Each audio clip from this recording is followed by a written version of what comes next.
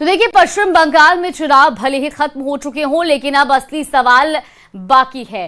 रोजगार, विकास और भ्रष्टाचार जैसे मुद्दे जो जनता की रोजमर्रा की जिंदगी से जुड़े हैं, कहीं ये पीछे छूटते नजर आ रहे हैं। पूरे चुनावी माहौल में जिस चीज ने सबसे ज्यादा सुर्खियां बटोरी वो था हिंदू मुस्लिम का नैरेटिव।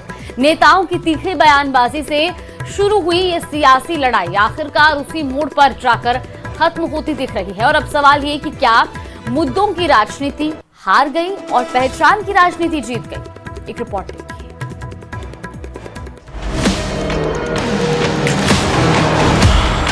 हम पश्चिम बंगाल में हमारे बंगालियों को अल्पसंख्यक नहीं बनने देंगे।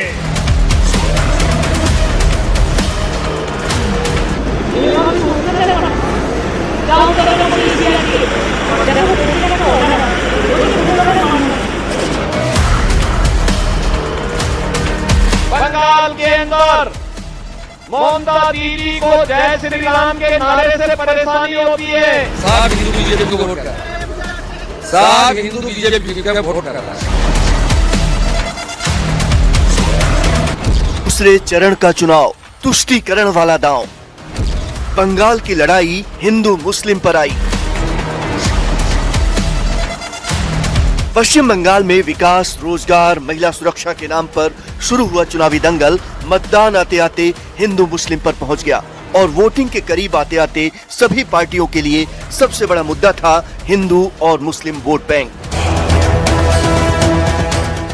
ममता बनर्जी ने चुनाव से पहले खुलकर मुसलमानों से अपील कर दी कि अगर बीजेपी को सत्ता में आने से रोकना है तो वो टीएमसी को वोट करें। उन्होंने कहा कि अगर अल्पसंख्यक बटेंगे तो बीजेपी को इसका पूरा फायदा मिलेगा और बीजेपी बंगाल की सत्ता में आ जाएगी। तो दूसरी तरफ बीजेपी नेता सुवेंदु अधिकारी ने ममता बनर्जी पर हिंदू वोटर्स को डराने का आरोप लगाया।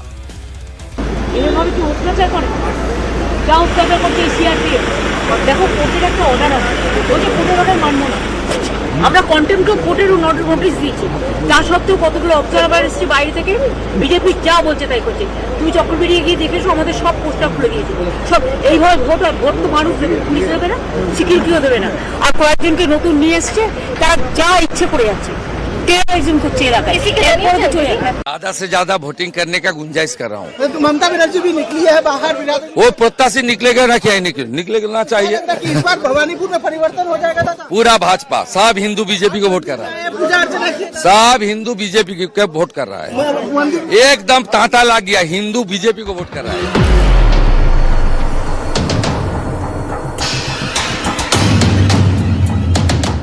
ममता का आरोप है कि बीजेपी बाहरी लोगों के सहारे चुनाव जीतने की कोशिश में है।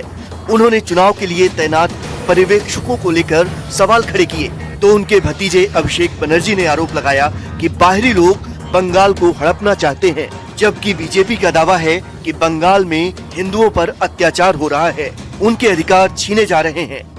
When the ballots open and the results are out, you will see that Trinamool Congress will come back with a bigger and better majority. I have given the letter and complaint to the Election Commission, to the CEC, to the CEC. Now it is for them to act. Bengal की स्थिति आज कश्मीर से बदतर है। कश्मीर सुधर गया, वहाँ कोई स्टोन पेंटिंग नहीं होता है, बमबारी नहीं होती, गोली नहीं चलता है, कोई वहाँ हमारा सेना को अपमान नहीं करता है। लेकिन बंगाल में वो स्थिति आई है। कुछ लोग अपने घर में कुत्ता भी शेर होता है। आज यहाँ का जो पुलिस है वो ये लोग टीएमसी नेता लोगों का घर में जाके काम करते थे, पांव हाथ दबाते थे। मैं कह रहा हूँ इसी पुलिस को देखिएगा 4 तारीख के बाद उन्हीं लोगों का गला दबाएगा, हाथ पांव नहीं दबाएंगे। ये पुलिस भी बदल जाएगी और वो 4 तारीख के बाद ही आपको दिखेगा। बंगाल की राजनीति में हिंदू मुस्लिम का मुद्दा इसलिए भी बड़ा है क्योंकि पश्चिम बंगाल में मुस्लिम आबादी करीब 27% है, जो कई जिलों जैसे मुर्शिदाबाद, मालदा, उत्तर दिनाजपुर में निर्णायक भूमिका में है। करीब 85 विधानसभा सीटों पर मुस्लिम वोट सीधे असर डालते हैं। यही वजह है कि टीएमसी लगातार अल्पसंख्यक वोटों को एकजुट रखने की कोशिश करती है। 2021 विधानसभा चुनाव में भी मुस्लिम वोटों का बड़ा हिस्सा टीएमसी के पक्ष में गया, जिससे ममता बनर्जी को बढ़त मिली। ममता बनर्जी ने सत्ता में आने के साल भर बाद ही इमामों के लिए 2500 रुपए के भत्ते का ऐलान कर दिया था। ममता ने पश्चिम बंगाल में मुसलमानों की आबादी के कुल 97% हिस्से को अन्य पिछड़े वर्ग यानी ओबीसी की श्रेणी में रखा है। इस आधार पर उन्हें राज्य की सरकारी नौकरियों और उच्च शिक्षण संस्थानों में आरक्षण मिलता है।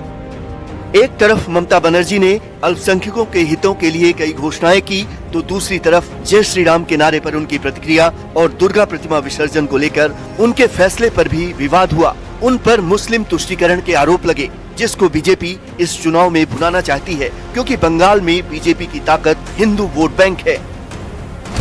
2016 में बंगाल चुनाव में सिर्फ 10% वोट शेयर वाली बीजेपी 2021 लोकसभा चुनाव में 38% तक पहुंच गई।